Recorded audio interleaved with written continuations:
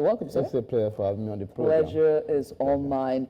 Let me just start with all that's going on with the Senate President, the House of Senate, and Senator Natasha Akpoti-Uduaghan. Yes.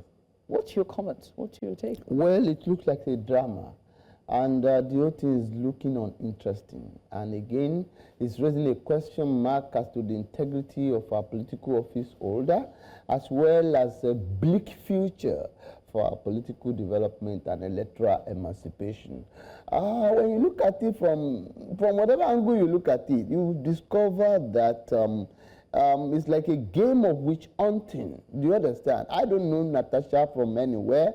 I don't know the Senate President as well. However, it is better to discover what is right than who is right here. Now, with the way the whole thing looks like, it's looking as if you want to call a dog a bad name so that you can hang him. Right. You understand? You can hang it. Look at Akpoti-Uduaghan. Akpoti Natasha, sorry. Yes, sorry. Now, she got to the Senate, you know, she lost the election.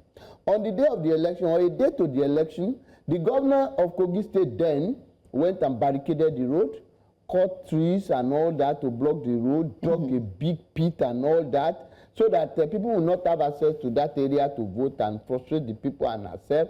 And the woman, you know, she woke up before daybreak too, she covered the ditch and ensured that there was a free movement. That was before the election. Before the election, she won the election in a very dramatic or questionable circumstances. She was declared to have lost the election. She went to court. On getting to court, she got victory, she was reinstated or sworn in as a senator. She's there, and again, look at what happened between the Senate President and I said, we don't want to go into the merit. Yes. However, from the way it's looking like witch hunting to me. Oh, we don't like your face, we must make you to pay for it. Well, and again, when the issues came up, look at it, there is what they call nemo judice in causa sua in law. You cannot be a judge in your own cause. Even God, when he created Adam and Eve, he gave them law, he still called them to hear from them. You didn't allow this woman to talk. You consulted a panel. The panel is bringing the report. You are still presiding over the Senate. It is wrong. From whatever angle you look at it, it's a breach of fair hearing, to fundamental right to fair hearing. Because you are the accuser, you are the prosecutor, you are the judge at the same time, and you are a party in the case. Akpabio was/is an interested party. So when they are bringing the report, he should have stepped down and allowed the Deputy Senate President to preside, and so that the people could see there is likelihood of neutrality. The Senate Committee on Ethics, Petitions and Privileges have halted any hearing on that petition that was filed by Senator Natasha Akpoti-Uduaghan, saying that there's already a case in court.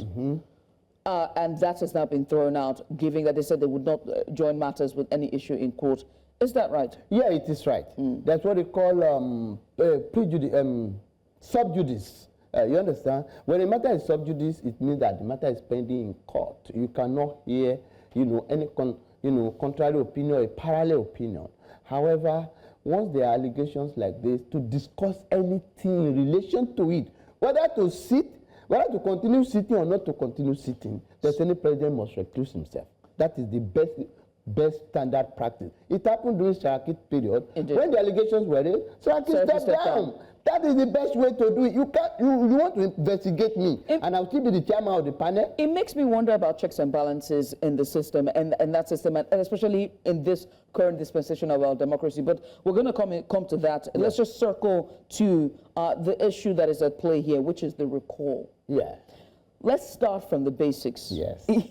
What are the constitutional provisions and processes that is involved in recalling a sitting senator? I think it is in the electoral. The law says that at least 25%, I think if I get it right, 25% of the registered voters in the area has to sign a petition for the recall.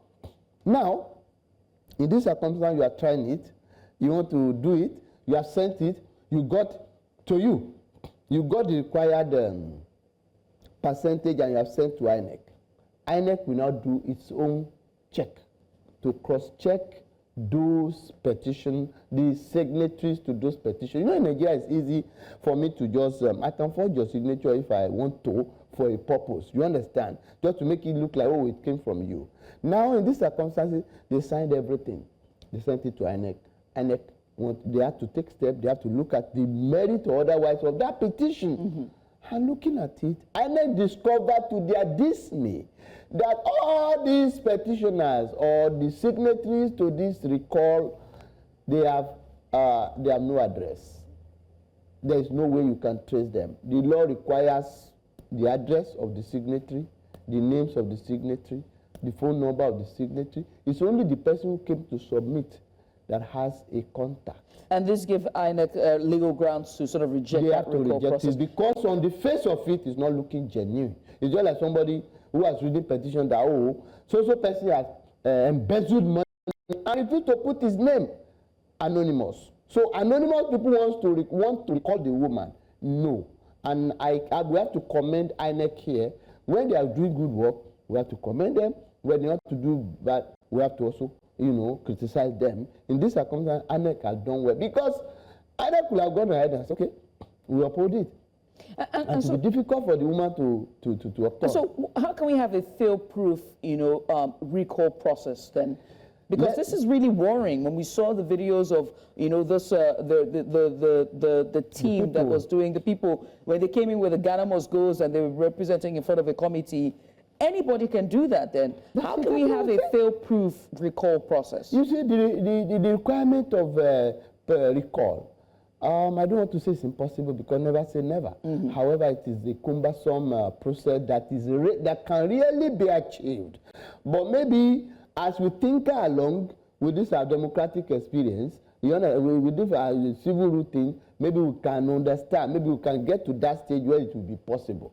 Do you understand? Or if electronic voting is possible, maybe at that moment it may be easy for us to do it. But as it stands today, to recall anybody, it will be difficult. Don't forget they did it with, it's still the same Kogi. They did it with, I think, Dino Melaye, and it also failed because the requirement of the law is too cumbersome. It's a kind of equivalent task that only few people will be able to meet it. It's difficult. If it's a 25% of the registered voter or is it the voters in the area, how do you get it? Because most of the voters, some of them have died. Some of them have relocated out of Nigeria. Some of them have relocated from Kogi to Lagos to Ibadan to Enugu to Anambra to Adamawa, Yola, and the rest of them. So, who will come and sign? So, tendencies are that some people might just, who doesn't want the face of the woman, who didn't know, they can just sign it by proxy. Right. So, just to ensure that they send her away from the Senate. There's another ruling that's been talk of town that we're going to talk about, which is the fact that both parties have gone on a media tour. And I'm saying both parties, both from the Senate President's camp and also from the Senator's camp, they've gone on a media tour. So much so that the courts have now ordered a restriction from all parties for media engagement. Does this violate any rights, human rights? Not at all. Ordinarily, it's only in, when Nigeria has turned to something, to what it is today. In the good old days, Nigeria, once a matter is in court, nobody, and that is still the law, and it is also the law anywhere, you are not permitted to make any comment, whether for or against, because anything that can jeopardize the outcome of the case or that can, any precipitate step against that case should not be done at all. Do you understand? When you make a comment about a case pending in court, whether, oh, they have a good case, it is contemptuous. It's a contempt of court. When you say, oh, they don't have any case, it is also a contempt of court. So you are not permitted. But unfortunately, when we finish case, the press will come to us and will start to talk. Oh, we have this. You are not supposed to do it. So what the court has done is to state the obvious provision of the law, which is the normal thing to be done in the circumstances. Because when you see people commenting here and there, it has a way of swaying the mind of the people against the court itself. To say, oh, when they have popularized themselves on the social media that they have a good case, at the end of the day, the court throw it out as a bad case. They will say the judge, oh, maybe he has collected bribe, oh, maybe he's taking bribe, oh, maybe he's partisan or something, and so on. So it's better not for anybody not to comment at all. There's so much on this case that one has to look at. She's also alleged assassination attempts by the Senate President on her life. She's also, there's so much that's happening, which we're going to get into. So I'll ask that we put a pin on it. Just be patient with us. Breakfast Extra on Kogi Central Television. Let's go on a short break. When we return, there's more. Stay here.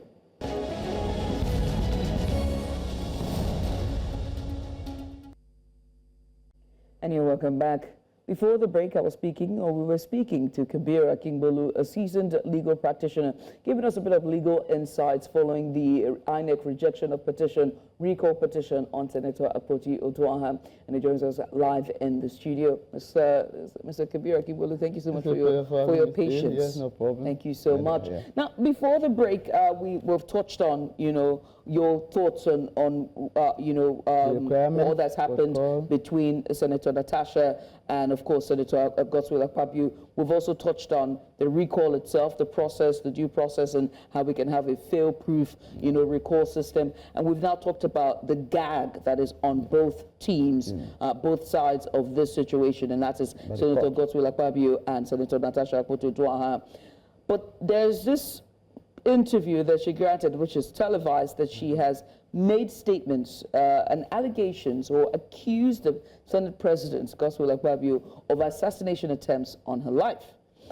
There's that, but there's also Kogi State right in the middle of it that barred rallies, political rallies and convoy in the next 24 hours just ahead of her return home during the Eid. I want you to speak on the allegations that she made and what it means in the entire process of this gag and also Kogi State. You see, the allegation of, assassination attempt is a very strong one. You understand? That is not supposed to be taken lightly. However, it is not uncommon in this part of the world, in Nigeria especially, to politicians, especially some people who are caught in this kind of web of controversies, to raise weird allegations like that. However, let us not just dispel it as an irritating fly. Let the Inspector General of Police, the DSS, and all that is within the area of jurisdiction look into this allegation, because if you talk about assassination attempt, is it threat through phone? Is it by blockage? Is it by what? Let there be fact. She should go and make an official report to the authorities, DSS especially, and the police, if need be, so that they can do something. And again, she needs double protection. Nobody's life is worth the ambition of anybody. Following it is wrong. It's wrong. The Senate President is not the Inspector General of Police, for goodness sake, at least. And again, for somebody who is at the center of a storm, she even needs not to apply for security detail before she's giving one. The same thing to you or myself. In situations like that, when your life is at threat, you know that there could be some impending danger to your life. The police has the duty, the SSS has the duty to protect you. Investigations? I asked that specifically because if we look at the instance of the IPU, for instance, when she reported the instances that had transpired inside of the Senate to them, they asked a very interesting question. They said they would like to hear from the other party. Yes. Now that gives you an idea where their minds are at, that you can't just take one story on just that level alone. You have to also hear from the other party. Now, in these cases of allegations, whether it's that of the sexual harassment one or even the assassination rumors that she spoke about, one has to ask at this point where the evidence are. And we're not getting that, not for the sexual allegation, the sexual allegation itself, and also in this case regarding the assassination rumors. So, what gives? Is there anything to look at there? No, you have said something which is key. Investigation. Investigation is a generic term. It has to be all-encompassing. You can't talk about investigation without the police or whoever is in charge asking questions from the Akpabio side or from the Senate side as a whole, and from Natasha Akpoti on the other side. You now balance it and say, what have we been able to get here? What have we been able to get here? Then you also go on your own out. So on that ground, is it okay for her not to present any evidence at this time? Exactly what I said when I started my point, that people make such allegations for the fanciful, thing, so that people can pity them to play the card of, oh, I am now the weakling, I'm now on the defensive and all that. You understand? Yeah, just for people to pity. So because such allegations, you yourself will not just be raising it on the social media platform or national television just like that. You write a formal petition. If you don't want to do it by yourself, ask your lawyer to do one. Ask your political campaign organization to write one. Oh, our candidate or our party person is being, haunted, they're about to kill her and all that. So, but by stating just on the television and allow it to lie low, I think nobody will take her very seriously. So in this case, should the police or authorities jump on these allegations she has made on national television and start investigating? No. So they're within their rights. They're within their right to keep mum. Because when you say police is not a busybody who go about quenching fire when there is no fire, pouring water where there is no fire. You go to the police and report. You give your particulars, your details. You give them at least some skeletal things to work with, some skeletal facts. I saw some people waylaid me. I saw some people blocking my road. At where? What time of the day? How do they look at? How many cars did they come with? Did they come with lorry? Those are the skeletal facts that the police will use to work. But you go on national television and allege assassination attempt on your life, nobody will take you serious because that's not police station. All right. Let's look at Kogi State and Kogi State government and all of this and what happened just barely 12 hours or 24 hours before her arrival for the Eid celebration at home with her people and of her hometown. And I've seen all questions, all analysis on this. And I think the question that nobody, or the quiet part that nobody wants to say out loud is this. Is Kogi State government already taking his side? Yes, Kogi State is already taking side. You don't need to, there is no proof, you need no further proof because it's too much of a coincidence. What they're saying is for the sake of security. For the sake of security, what are the security concerns? You can't just say, oh, there shouldn't be. We have seen curfews in Lagos, we have seen curfews in Abuja, we have seen curfews everywhere in Ekiti and some other places. But the governor will come on the radio or television to say, oh, because of this and this and this and this, we need to secure lives and properties. There is curfew to be imposed now. You don't just say, oh, for security of the people during Eid. People have been celebrating Eid every year, 2 times. And how many times have you imposed such security, restrictions? You understand, movement restrictions. Why is it that it's at the time she's coming home that you are now saying, oh, this is restriction and all that and all that? The governor has the right to do that, to restrict movement where there is need for that. But if you do, from the way it's done, I feel that they are all more or less, people will be reading minutes to it. Even if there is a security concern, they need to put it, lay it bare for people to see that, oh, we are not witch-hunting anybody. These are our reasons for that. But there's no reason given more or less just because of the Eid security and all that. It has to be detailed because a lot of people, I have seen people lost their life during such restrictions. The curfew will start by 7 o'clock and he was driving at high speed and he lost his life. I want to jump on that regarding the facts that you've just mentioned now and the curfew that was placed because of, well, in quotes, security reasons. Yes. Now, if the government of a state has put in place a situation or restriction, even if there are no evidence or no reasons like you have to, but they have put it in law and say, okay, for this time period, no rallies. And then an individual goes ahead to flout that rule. Does that make the person, you know where I'm going now? Does it make them, did you just let me tell you. Yeah, for free, whether the order, we're talking about the procedure or process of making such an order. You understand? That is the part of the government. Yes. But once the order is made, everybody must obey it. Because if you are challenging it, if you want to challenge, you can only go to court. So here's where my question is going, that she has flouted this. She has flouted the order. It's a serious offense. And that there has been no reaction from the authorities. Do you know what it is? Because they've asked what the implications will be. Okay, now let me tell you, flouting that order and making such allegations can be tantamount to treasonable felony. Because you are already challenging or making a parallel, setting up a parallel authority to that of the government. Don't move around.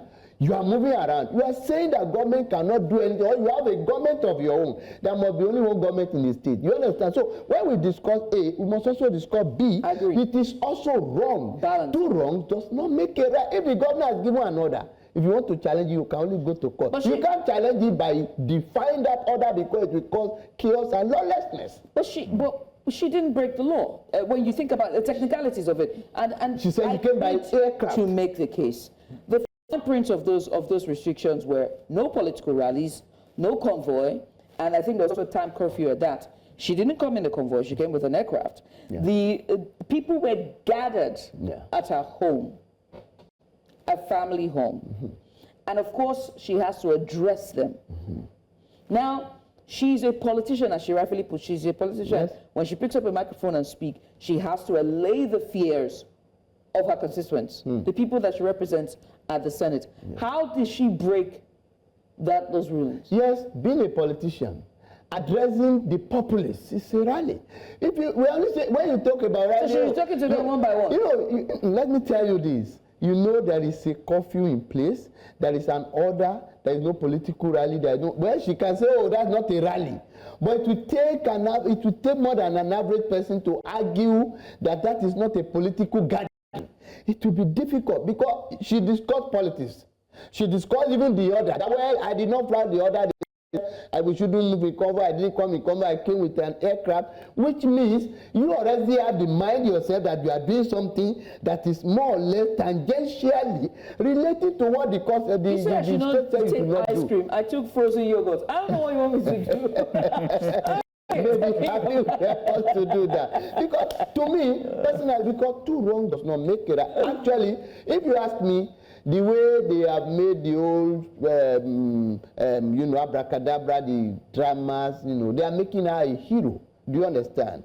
She may be one, but at least they are lending more credence. However, the Senate authority, to me, with respect to them, I have not loved the way they have handled the matter at all. She's a woman. She has spoken.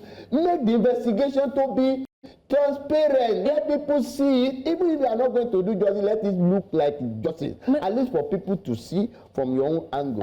In a situation whereby there's allegation, you are still sitting at the Senate President, when anything concerning whether in a minor way or in a substantial way, you shouldn't even preside at all. And I must say, it's not just the Senate President as well. She's also, in this situation, has implicated a number of senators, which we're not going to name names. Yeah. But when you watch the televised interviews, you see all the media tours, it's very, very alarming and shocking. Yeah, they are supposed to also look into all those things. And again, you know, making allegations on television and radio is different from putting it a formal application, a formal petition to police or Mr. Akingbolu, DSS. I think we'll take that as your last statement, and I think it's resounding. Thank you very much for helping us. It's a pleasure. Dissect this issue. There are many ways to look at it, and many, well, yes,